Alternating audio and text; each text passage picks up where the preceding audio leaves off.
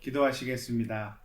사랑의 하나님, 오늘 이 아침 주의 말씀을 의지하는 모든 자녀들 위로하시고 천국의 평안과 축복 허락하여 주옵소서.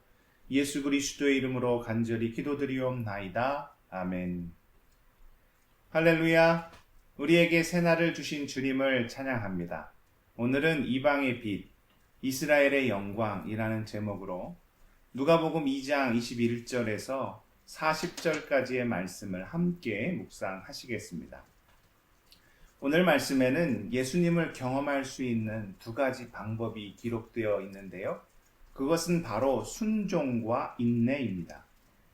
먼저 예수님은 어떤 가정에서 태어나셨습니까? 바로 순종의 가정에서 태어나셨습니다.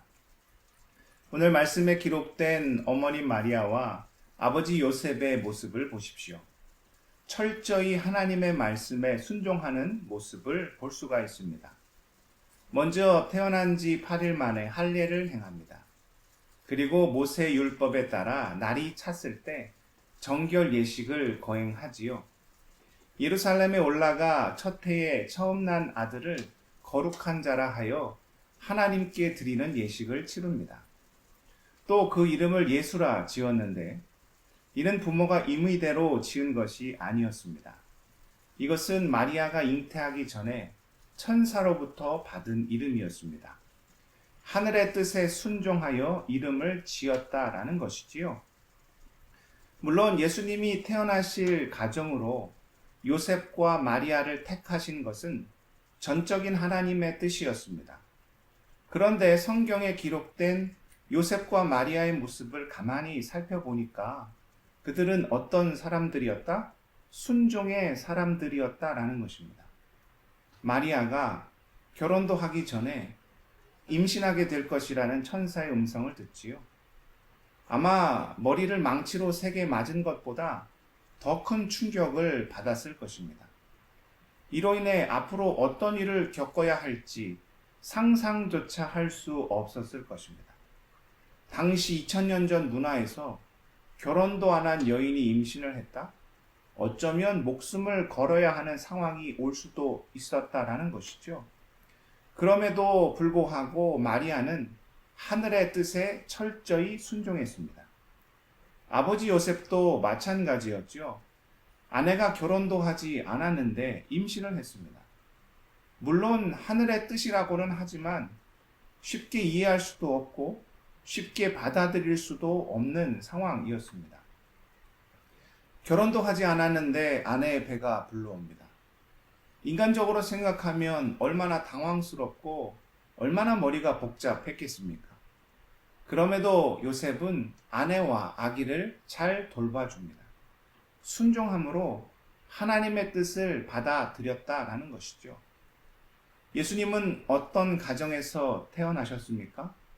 그럼에도 불구하고 순종하고 그럼에도 불구하고 하나님의 뜻을 따르는 철저한 순종의 가정에서 태어나셨다라는 것입니다. 그리고 예수님 본인도 어떻게 하셨습니까?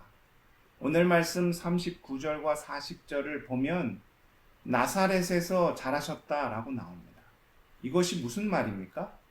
하늘 아버지의 뜻에 순종하셨을 뿐만 아니라 육신의 부모인 요셉과 마리아에게도 순종하며 준비된 때를 기다리셨다라는 것을 의미합니다.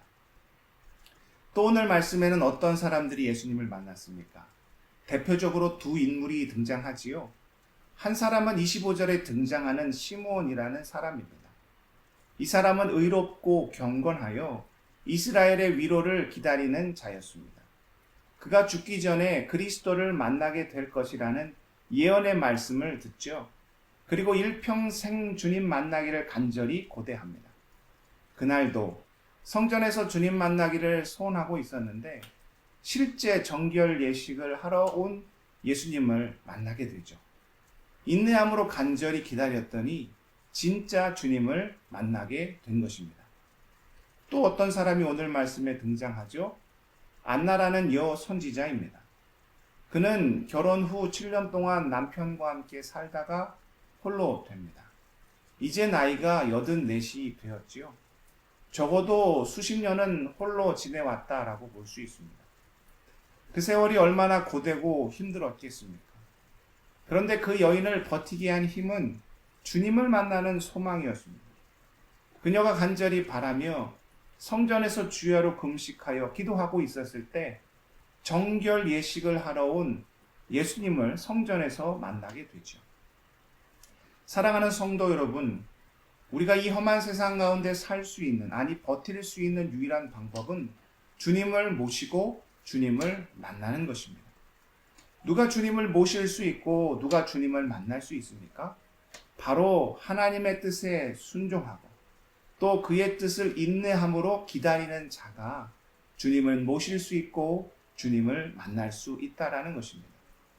2021년 주님이 주신 새로운 한 해 가운데 순종과 인내로 주님을 삶 속에 모시고 주님과 동행하는, 그래서 늘 주님이 주시는 축복과 은혜 가운데 거하는 우리 모두가 될 수 있기를 축복드립니다.